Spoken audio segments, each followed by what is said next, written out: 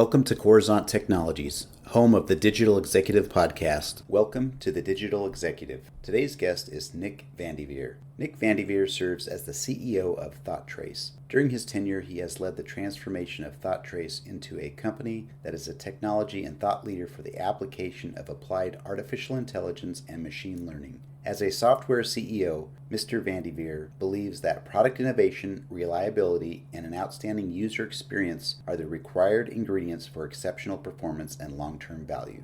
Well, good afternoon, Nick. Welcome to the show. Yeah, thank you for having me. You bet. This is exciting. Love to get on these podcasts. Of all the things I do across my busy day, this is absolutely the most exciting part of my day, bar none. So, Nick, we're going to jump right into the questions here. You've got quite the career. You started out in the military. Thank you for your service on Veterans Day, by the way. Appreciate it. You bet. I served in the Marine Corps as well. You've got a lot of leadership background, and now you're the CEO of ThoughtTrace. Could you share with our audience the secret to your career growth and what inspires you? I wouldn't say there's any particular secret to my path or career growth. I think the recurring theme for me, and it led me really to where I am and not in a planned way, is I always tried to do things that would interest me, which seems like an obvious statement, but I actively look for things that I thought looked intriguing or interesting or that would get me excited, and I pursued those things. And when something became a little less interesting or a lot less interesting as the case may be, I do my best to kind of make a graceful exit, right? I went through my time in the Army, thoroughly enjoyed it, met some of the best friends of my life. It was a great experience. It certainly made me, I think, who I am today, probably more than anything else I've experienced in my life. There came a time when looking forward was a little bit less interesting than what I'd experienced up to that point. So I was never afraid to switch and led me to where I am now. And I've been with ThoughtTrace with the company for a while at this point, pre even the period in which we were doing things with AI software. And with respect to leading this company, I always look for things that we could do as a company that were inherently interesting, and we would go pursue those. That's just led to I would say, a very fruitful path and an enjoyable one as well from a career perspective. Thank you, Nick, for sharing that. We appreciate that. And again, thank you for your service. We're going to jump into the second question, which is really relevant across the globe. And as you know, everybody globally has had to make major shifts due to this new normal, right? The pandemic. Could you share with us what you're doing to help your organization stay relevant in this economy? It's interesting for us. So in terms of demand for what we do, like demand for netting it out, like the ability of a software to read and understand very dense subject matter in a way that a human being does, that certainly has not gone down with COVID. Like that need was there, that need is there, and that need will continue to be there. I think for us, like a lot of organizations, the biggest challenge that we face or learning experience I would say that we've had is adjusting organizationally to account for the fact that in-person interaction, be it among our team, with our employees, our team members, or with our customers, those things have been far less frequent and less likely. And there are some, in fact, there are a lot of interactions that are better off in person. So for work from home and remote work has helped us a lot. And we had a bit of an advantage in that we really embraced that pre-COVID as well, but that's helped us a great deal. I think the most interesting thing that'll come out of this will not be how we or other organizations change to adapt to COVID, but it will be as we come out of COVID, how will it change how we think about our organizations going forward, right? And I'd say for us, we've gotten really good at remote collaboration. It's been great. And I see certainly more, not less of that going forward. But we've also come to appreciate like the very specific types of interactions and meetings and collaboration that is without question done best face to face. And so I think putting things in their respective categories and then creating the circumstances, and those could be the tools, your Zoom or whatever Microsoft Teams you prefer for your remote work, versus saying, okay, for other sort of creative tasks, we really do need to come together in embracing that. So I don't think the future is going to look like, hey, everybody's 100% work from home, or you have some companies that just shut it down and say everybody's got to be in the office. I think more of a hybrid model is what a lot of companies, and especially companies that are engaged in creative work, I think that hybrid model is something that we're highly likely to go to and figure out how to work with going forward.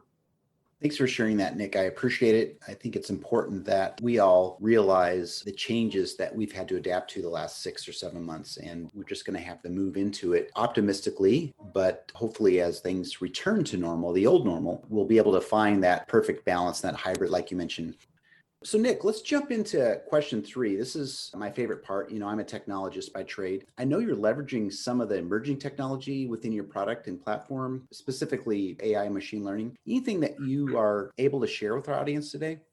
Absolutely. So we do leverage AI to kind of touch on this before, but we leverage AI to facilitate our software reading very subject matter specific content within documents, much the same way a human being would, like quite literally reading for content and subject matter within a given domain. So to do that, you've got to, of course, leverage pretty robust AI algorithms that are built on a wide variety of data that is relevant to the use case that you're trying to address. We do a lot of cool things with NLP and other technologies in that vein. We are very definitely an AI company, but I think for us, the interesting thing is we don't want the experience of using our software to feel like somebody has to know or understand AI to get the value from it. And the analogy I would use is we had a Halloween, a week and a half ago, whatever it may have been. But everybody's going around taking pictures with their phones, and this amazing image cleanup is happening at the device level and things like that, which is leveraging pretty cool machine learning algorithms, right? For specifically computer vision and the image cleanup itself. But in that process, like none of us are thinking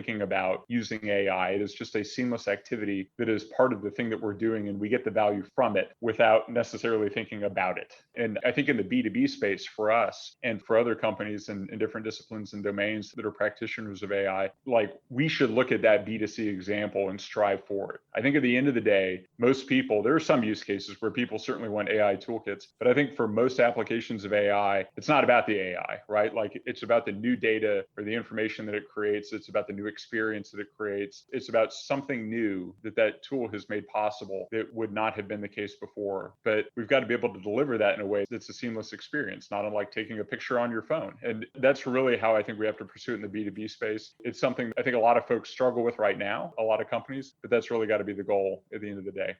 Yeah, absolutely. That seamless integration and how do people, and I think that's why, adoption of products sometimes, if it's too much of a learning process, people just throw it aside. I remember voice dictation back in healthcare years ago just wouldn't catch on because it was too cumbersome. But now things, like you said, if it's seamlessly integrated, it'll be adopted a lot faster. So thanks for sharing that. And so, Nick, this is the big question. My audience wants to know a little bit more about Nick. Could you share something from your career experience that would be helpful for those looking to grow their career in technology or leadership? I would say a few things like number one, reading a lot. Some of the smartest and most successful people I've known that I look up to, they tend to have one thing in common. They read a lot. They read a lot of books, not just professional development, but they actively read outside of their specific domain to have a better broad base of knowledge about the world in general. And I think that is immensely beneficial. And I think of it this way. If the sum of your leadership experience is just what you personally have experienced up to that point in your life, that's a pretty limited window. But if I can, via reading, quite literally go and borrow other people's experiences and incorporate that into how I'm going to deal with a problem or a situation or an interaction with another person in the future, that really gives me kind of cheating, right? Like you're taking other people's experience and time and incorporating into your own in a very positive way that I think can really round you out much faster than otherwise. So I think that's one of the main things. I would add to that, like as somebody thinks about career moves and what they do next, getting on the absolute best team you possibly can, even if you're not the smartest person on that team, even if you're not in the leadership role on that team, get on the most dynamic team you possibly can. You will get things done and it will further you in ways that you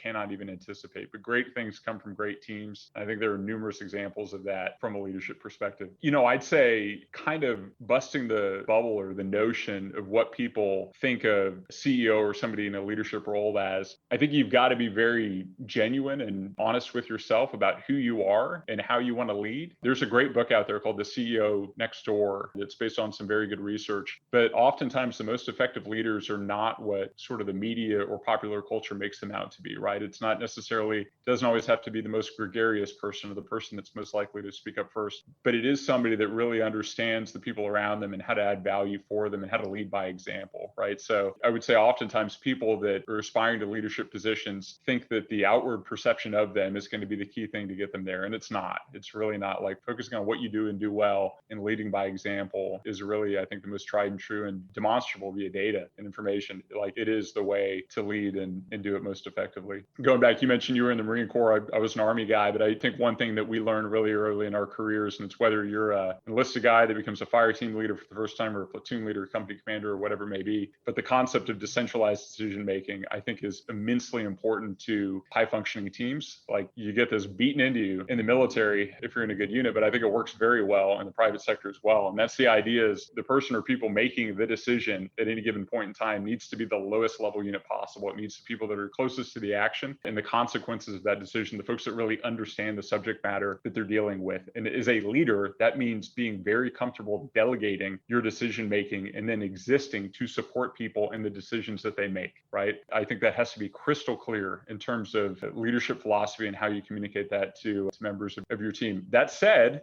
as you lay out a vision and you lay out a path forward, being very clear with your team members, if you're in a leadership role, about the what and the why of what you're trying to accomplish, but never the how. Lay out the what, like lay out the intent and why we're trying to do that thing, but you've got to leave the how it's actually going to be executed. You've got to leave that to your people. This is how not to become a micromanager, which I think is absolutely critical. And then the final thing I'd say is, especially if you're starting your own company or early on in an organization, but you've really got to own the hardest and most stressful decisions, right? Those are things that as a personal leadership role, you've got to take it upon yourself, whether you're thinking performance reviews or turns out somebody's not a fit for your team or whatever it may be. When you hit that point of friction where the decision that gets made is going to be something that is of immense consequence and does bring a substantial amount of stress to other people, you've got to own that thing, right? For better or worse at the end of the day.